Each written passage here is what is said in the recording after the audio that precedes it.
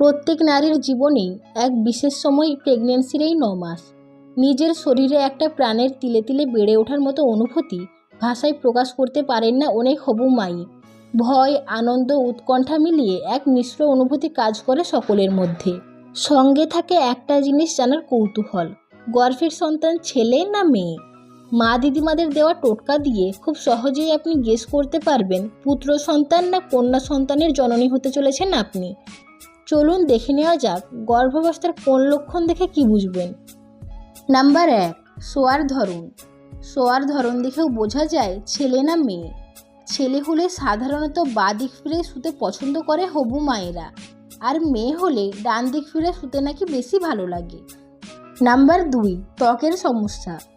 ত্বক ও চুলে তেলতেলে ভাব, ব্রণের সমস্যা দেখা দিলে ধরে নেওয়া হয় কন্যা সন্তান আসতে চলেছে। আর হবু মা যদি দেখতে আরও সুন্দরী হয়ে যায় তাহলে পুত্র সন্তান হওয়ার সম্ভাবনা বেশি থাকে। Number 3, mood swing. মেয়ে হলে নাকি মুড সুইং বেশি হয়, কথায় কথায় রাগ ও কান্না পায়, আর ছেলে হলে ঠিক এর উল্টোটা হয়ে থাকে।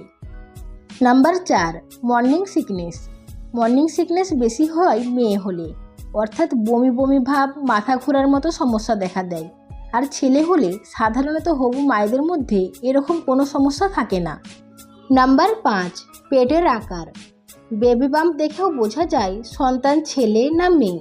বেবি বাম্প যদি নিচের দিকে ঝোলা থাকে তাহলে ছেলে হবে বলে মনে করা হয়। অন্যদিকে মেয়ে সন্তান থাকলে বেবি বাম্প থাকে পেটের মাঝামাঝি জায়গায় ও উঁচু হয় বেশি। নাম্বার 6, মিষ্টির প্রতি আকর্ষণ। গর্ভাবস্থায় বেশি করে মিষ্টি জাতীয় খাবার খেতে ইচ্ছে হওয়ার অর্থ হলো শরীরের ভেতর কন্যা সন্তান বেড়ে উঠছে। আর মায়ের যদি খুব ঝাল বা টক খেতে ইচ্ছে করে তাহলে ছেলে সন্তান হওয়ার সম্ভাবনা থাকে। নাম্বার 7, হৃদস্পন্দন। প্রচলিত ধারণা অনুযায়ী গর্ভাবস্থায় সন্তানের হৃদস্পন্দন হার যত বেশি হবে মেয়ে সন্তান হওয়ার সম্ভাবনা তত বেশি। এগুলো সবই প্রচলিত ধারণা।